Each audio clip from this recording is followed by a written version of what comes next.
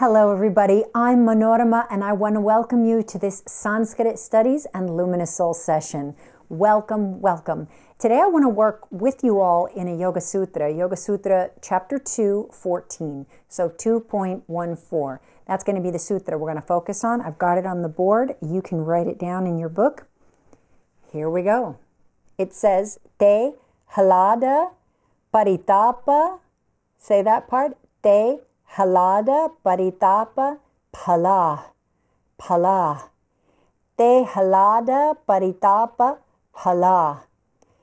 Punya, punya. You got to curl that tongue into the third mouth position. Punya, punya. And then he tutvat. He tutvat. So it goes, Te halada paritapa phala. Now you say, Te halada paritapa phala.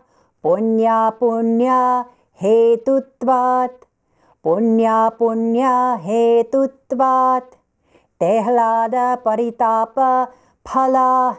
Punya, punya. He tutvat. Te halada paritapa phala. Punya, punya. He tutvat. Om.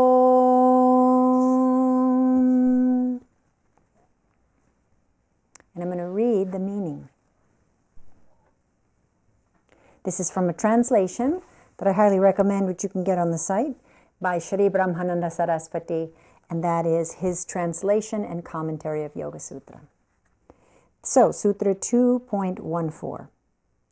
And it says, virtuous karmas bring happiness, pleasure, and upliftment, while non-virtuous karmas bring misery, pain, and anguish.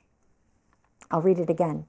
Virtuous karmas bring happiness, pleasure, and upliftment, while non-virtuous karmas bring misery, pain, and anguish.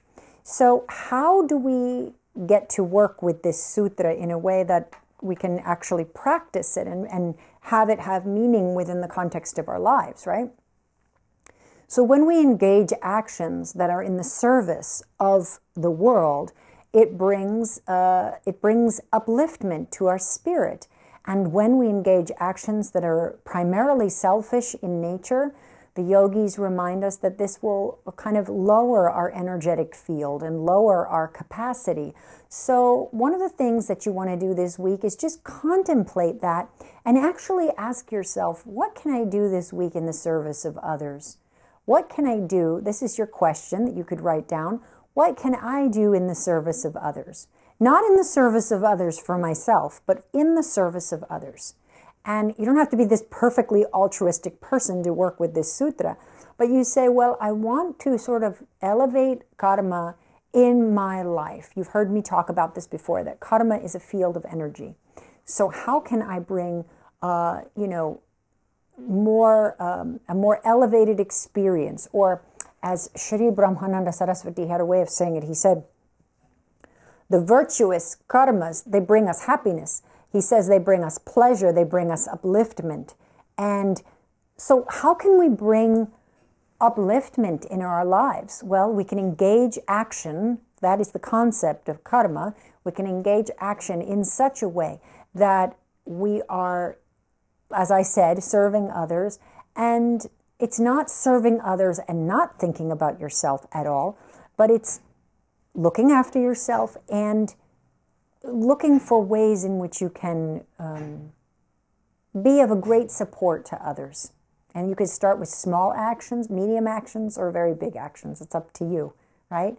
But I always recommend starting small. But those are the ways in which you can work with it. And then he goes on to say, translating Patanjali, that non-virtuous karmas bring about misery, pain, and anguish. Well, non-virtuous karmas, everybody, are actions we take that are predominantly selfish. They will bring suffering to you. And so some weeks when we work with a sutra like this, we are able to click in and really bring about, we can bring about more virtuous karmas and we can feel uplifted in our spirit. And some weeks, no matter what we do, we feel in a more selfish place, or we're not able to catch the teaching and integrate it so quickly. But here's a key for you. if you can't integrate the sutra so quickly, like on the plus side, so to speak, then notice what happens. Maybe it's a week where you're going to actually learn about suffering. We have to learn about both happiness and suffering. That's what the yogi in training has to do. So maybe it's a week where you say, wow, it's a week to affirm the teaching. In other words, the truth of the teaching is that when I engage things in a selfish way, I do feel low. I do feel down. It does bring about suffering between me and the perceived other. So sometimes it's actually just asking you to be observant of a process, and other times you can really put a good foot forward to bring about deeper virtue and deeper upliftment and happiness in your life. So you'll be on the lookout over the next couple of weeks, and this is how I want you to play with the sutra, okay? So we'll say it one more time. Bring your palms together. Okay, so we say, Te halada paritapa phala punya punya hetutvat. Now you. Te halada paritapa phala punya punya hetutvat. Om.